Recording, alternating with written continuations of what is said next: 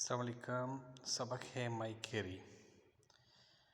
सिंध जी मुसलमान में कई औरतों अड़ियों भी थी गुज़रियूं आहिनि। सिंध के मुसलमानों में कई औरतें ऐसी भी होके गुज़री हैं जेके खैर जे कमनि में मर्दनि खां बि गोए खणी वयूं आहिनि, जो खैर के काम में मर्दों से भी आगे आगे हैं या पेश पेश हैं। माई खेरी बि उन्हनि सखी ऐं दरिया दिल औरतुनि मां हिकु हुई।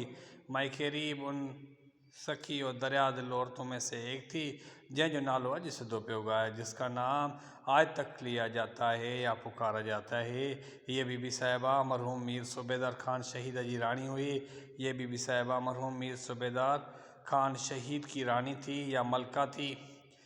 संदस असल नालो बीबी खैर निसा हो। उनका असल नाम बीबी खैर निसा था। हिन पंहिंजी हयाती में तात खैर जा कम कया जो खेस सब सॾींदा ही माई खेरी हुआ। उसने अपने ज़िंदगी में इतने तो भलाई के नेकी के काम किए कि सब उसको बुलाते हैं माई खेरी के नाम से। वो नंढे होंदे खां वठी ॾाढी ज़हीन ऐं होशियार हुई। वो बचपन से ही ज़्यादा ज़हीन और होशियार थी।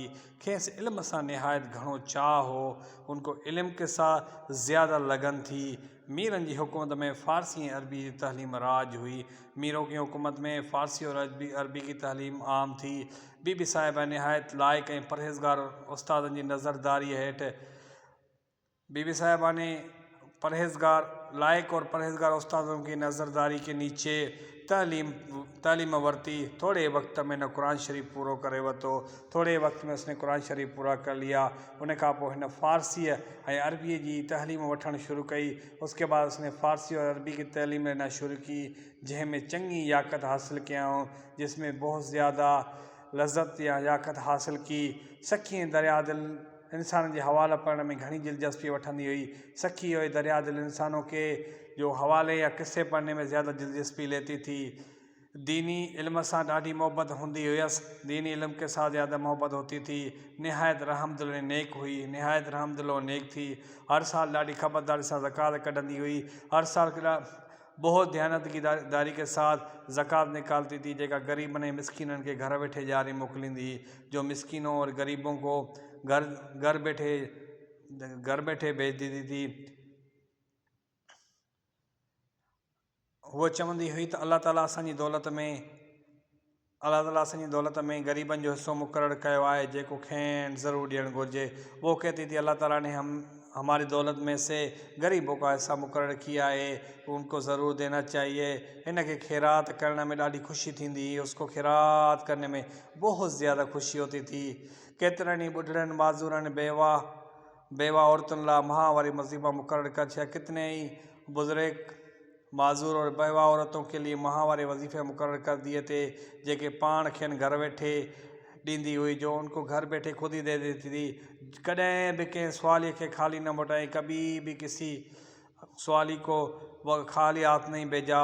हुकूमत ऐं दौलत हूंदे भी पाण सादगी पसंद कंदी हुई। हुकूमत और दौलत होते भी खुद सादगी पसंद करती थी। सादो खाईंदी ऐं सादो हलाईंदी हुई। सादा खाती थी और सादा पहनती थी। बड़ाई जो तो वटस को नालो भी कौन हो। बड़ाई का तो उनके पास कोई नाम ही नहीं था। गरीबन सां गॾु विहण में खेसि पंहिंजी अमीराई ऐं वॾपाण जो कॾहिं भी ख्याल कौन आयो। गरीबों के साथ बैठने में कभी भी उसको अमीर होने का या बड़ापन का कभी भी दिल में ख्याल नहीं आया।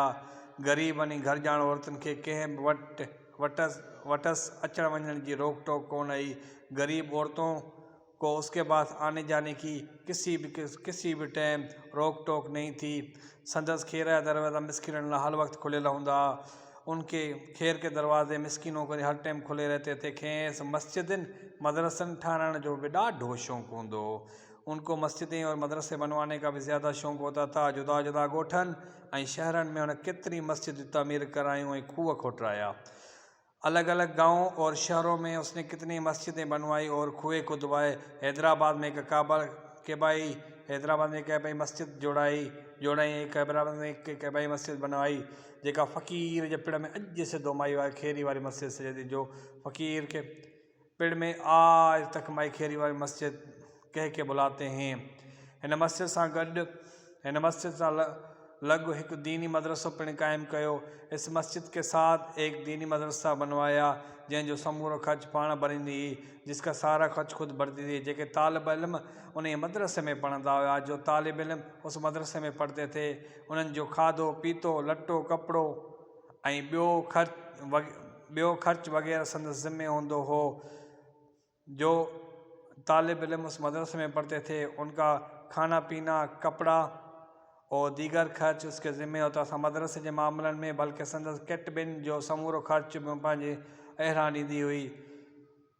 मदरसे के मामलों में जो उनकी ख़ानदानों का खर्च था वो भी अपने हाथों से देती थी। उनका सवा कर्ज़दारनि जा कर्ज़ अदा करण, गरीबन ऐं नादान के शादी मुरादी महल मदद करण, इसके अलावा गरीबों के कर्ज़ अदा करना, गरीबों और नादानों की शादी महल मदद करना, लावारसनि यानी कफ़न दफ़न जो इंतज़ाम करण, अहिड़नि भले जे कमनि जो ख़ासि ख्याल हूंदो हो।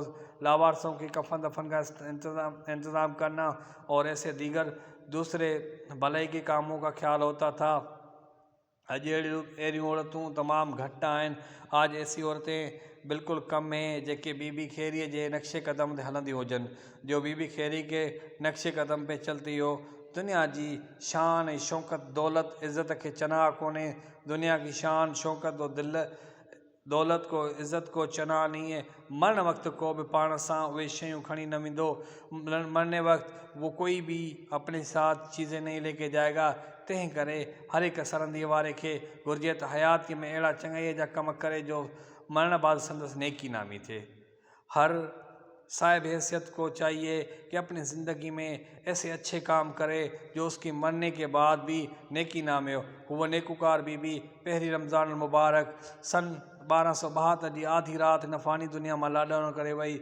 वो नेकूकार बीबी तारीख़ पहली रमज़ान मुबारक सन 1272 की आधी रात को इस फ़ानी दुनिया से रहलत करके गई।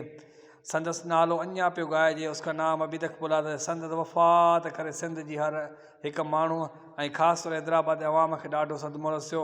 उनकी वफ़ात करके सिंध के हर एक बासिंदे को बहुत ज़्यादा, ख़ास तौर पे हैदराबाद के अवाम को बहुत ज़्यादा सदमा रसा। उहा अखि न हुई जंहिं संदसि मरण ते ॻोढ़ा न ॻाल्हिया। वो आँख न थी जो उसके मरने के वक्त आंसू न बहाए। संदसि जनाज़े सां बेअंदाज़ माण्हू रोवंदा हलिया।